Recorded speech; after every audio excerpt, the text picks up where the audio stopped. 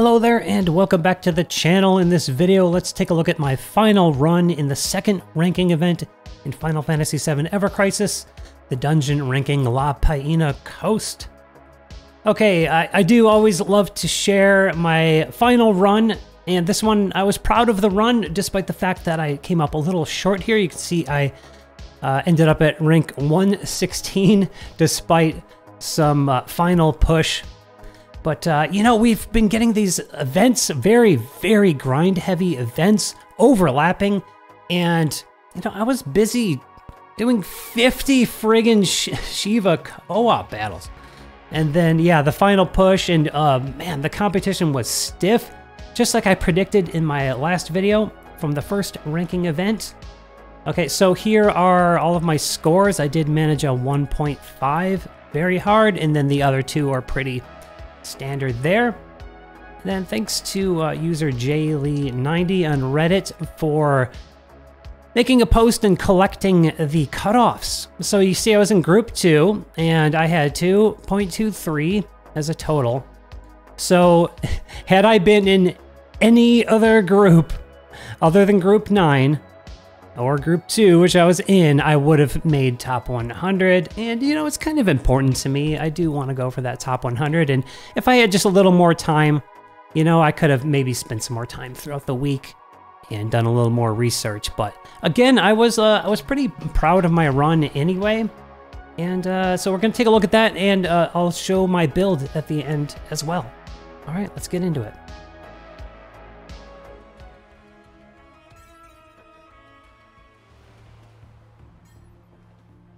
Okay, of course we open with getting the chest, running into the random battle here, and we're just going to nuke him down with materia, and I actually want to get Cloud's ATB pretty low.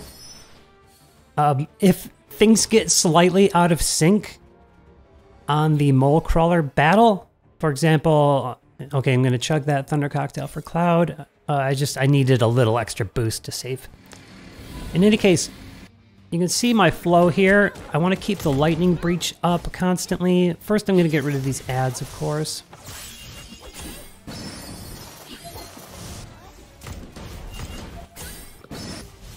And I want to get in this flow where Aerith casts the lightning breach, and then Cloud and Seth do their nuking. And if there's even one wasted nuke from Cloud that doesn't have a breach, consider the entire run blown. And why I chugged that cocktail is because I was trying to do it without, and I wasn't squeezing in enough damage before Mole Crawler's first big skill, and I was needing Cloud's summon. But being able to do it like this and save that summon for the next battle was critical for my own build. And you can see I'm doing a lot of switching because I want them to cast. You know, the auto will wait like an extra ATB to cast, and I want that to go off immediately. And yep, a couple more materia nukes to just get it in just in time. It's so tight, you know what I mean? Like, that's why I'm really disappointed. Because the smallest thing, once again, the smallest thing can make this go wrong. And yeah, just every battle's so tight. I don't know why my score was so low there. It should be like 64 or more, or maybe I just clicked away too fast. I don't know. Okay, of course we come up here and get this chest, and then we go up here for the random encounter. That happens up there, and my goal here is heal if I need to, and end with high ATB on Aerith. That way she can come in. Yep, another Thunder Cocktail here just to make sure we're gonna... I used a little too many items, as we'll see, but, you know, trial and error is tough when you have to do an entire 15-minute run. So I wanted high ATB so I can debuff, and then breach, and then pop these summons. And you'll notice I have Sephiroth's Ardent Flare. I did experiment with having 3 AoE summons, and that was fine. But That Ardent Flare, I do have it maxed, and it gives Sephiroth a physical buff, and I realized that I didn't need 3 summons, and I just really wanted that physical buff to speed up the damage, especially on these upcoming Wind Week bosses. So 71's a really good score. I'm pretty stoked on that. And you see, like, I pretty much killed that thing instantly with those summons. Now here's the deal. The score boost would have been better to take there, but my attempts with that just meant I came up a little short on damage and then ended up taking way too much damage from the boss as a result. So, you know, things were getting dire. This was right before reset. Also, notice how I kind of hooked around that bridge to not trigger that animation. I guess it's only a second or two, but still. You want to go as fast as possible. Cool, so there's the Ardent Flare, so I can get Sephiroth buffed. Sephiroth. And what a cool animation. I love that.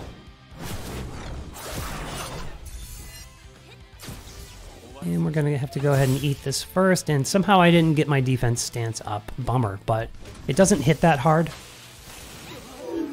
But that could have possibly hurt my score slightly.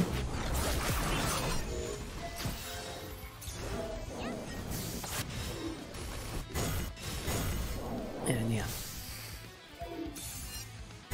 So he's going down pretty quickly.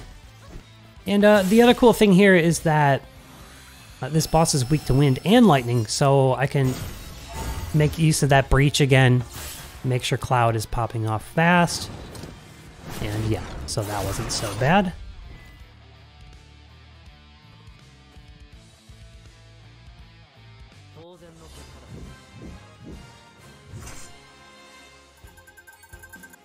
Alright, a 64 is pretty good. You kind of want to at least get a 64 on each.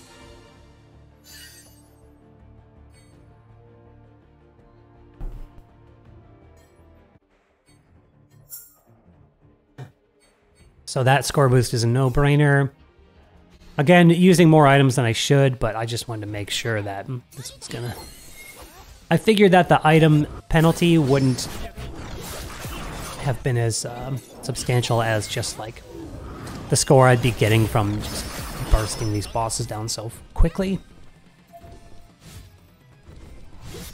And notice on the last one I didn't bother using Night Bloom because that boss was immune to those debuffs, so here I am using it. I got my mid-potency stack, and I'm just trying to get everything going here before that boss action comes in. You see how tight it was. And since I know I'm using the Mega Elixir, I can go ahead and use this, and it still wasn't enough. That's more for the buff. It really doesn't do good damage, and I'm just hoping for... Yeah, you see how tight that is? So incredibly tight. You know, 115 people in 1 out of 12 groups, you know,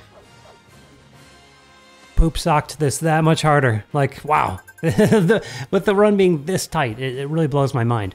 And I guess that's cool, that just that many people love this game.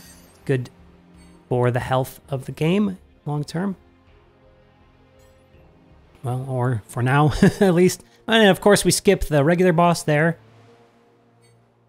Make it over to the secret boss here. Do some arrow cocktails. And then this wisdom jelly is probably not necessary, but again, I just didn't want to chance it. I was just really short on time. All right, let's get into it. Now, talk about tight. You only have time for a quick Night Bloom, and then you'd better cast these things, make sure it gets applied, cast these things immediately, because 1 more millisecond, and that huge defense buff would be going up on the boss and the ads. I really hoped I'd have time for 2 Night Blooms, but yeah. So now at this point, we need to get rid of those 2 ads, so the boss doesn't get buffed, so we can tank that first nuke easier.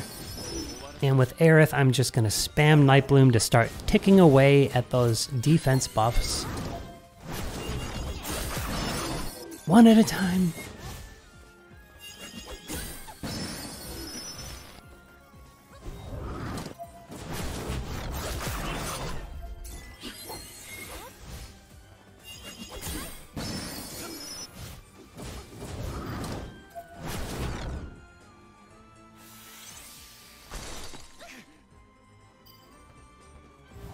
right, almost there, almost there. One more cast to get rid of it. And back come the ads. We're heading towards Sigil break phase here, and I only have one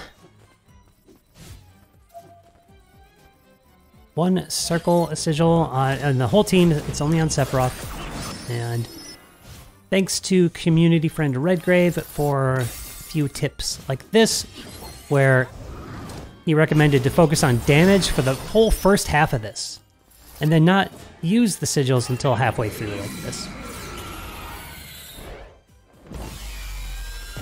Because if you break the boss too early, and then you can't do enough damage, and then that gives the boss a chance to queue up that second nuke. And you see with Sephiroth's bonus to that circle sigil, you only needed the second half there, and I could get a head start on damage in that first half. And it looks like I had some summons ready to go, and then we're done. And doing pretty decent damage with those, except for Aerith. And then, yeah, that was it. And I was pretty stoked. I thought this might be it. I thought I was going to see a really good score here and that I would check back. And yeah, 108, it's pretty awesome. And as we saw before, I had my total of 1.5, which would have been cool to get a few days before the event ended so I could push beyond that. But 1.5 is, I don't know, I think it's something to be proud of. I think that was a pretty blistering run. And, but yeah, that was my best with the time allotted. You know, between real life and grinding this very game, the very demanding events, overlapping events, you know, that was about the best I could do. Okay, so let's head over and take a look at my build here. Okay, so obviously Sephiroth, I have his new gear and his new weapon, so he is built as a wind DPS. I needed this as a sub to get his R abilities, his P attack up to 7. And then most of these are for stats, but of course we have the lightning to use and the sigil to use, and then the wind materia for those tight pinches where I just need to finish the damage. You know, I can't wait for a weapon skill. And then here I got a little bit of physical ability potency, just a little bit. And then other P attack. And then wind potency. And again, so that brings his wind potency up to 4, which is pretty good, not that great. And then I look forward to getting more, you know, overboosts to get these higher. And, you know, something safer would have been to go for more HP instead of that, but you know, whatever. Okay, Aerith, of course, has the Night Bloom, which is really, it was really key in this to shave off those buffs and debuff where possible. And then the heal sub there. And then the Lightning Breach was key. And then everything else is kind of for stats. This was to help with damage. Nope, those actually were just to help with damage. And then healing subs, magic boosting sub there. And HP. I always struggle with HP on her for some reason. And then Cloud, of course, has the lightning build with the proper gear. The, you know, maxed judgment bolt. It's just so clutch. The only reason I don't use this much, the Buster Sword, but I used it for HP because nothing else was really serving me there. I didn't need his water weapon to reach 7 in P attack. And once again, my element potency is 4. And then I was able to get his physical ability potency up to 2 with the subs. So I have Killer Hornets. I guess that alone brought me to... Huh, interesting. And then this is for lightning potency, of course. And then just HP here, and the M defense was actually really valuable. And this, and then these are for stats. This is my best materia for physical attack, 5%. And this, of course, was to help with wind damage. And then this was just stats. Obviously, I'm not using a magic heroic, but look, I got 3 on the P attack there. Cool. All right, that's it. That's all I have to say about my build, about my run. Like I predicted earlier, this was like, the competition was fierce. Lots of people going very hard in this game, and maybe next time I won't get the toughest bracket in the game. Let me know how it went for you. And hey, maybe you looked at my run and saw some glaring errors and you can offer some advice. Otherwise, I'm pretty happy with what I did, except for, not taking that other score boost. I just needed maybe better materia. Maybe I just needed to go even harder, and sometimes that's the case. Well, thanks for watching. I think I'll do better next time. I think next time I'll be a little more prepared. Otherwise, I'm really enjoying the game. Again, let me know how it went for you. Thanks for watching, and I'll see you in the next one.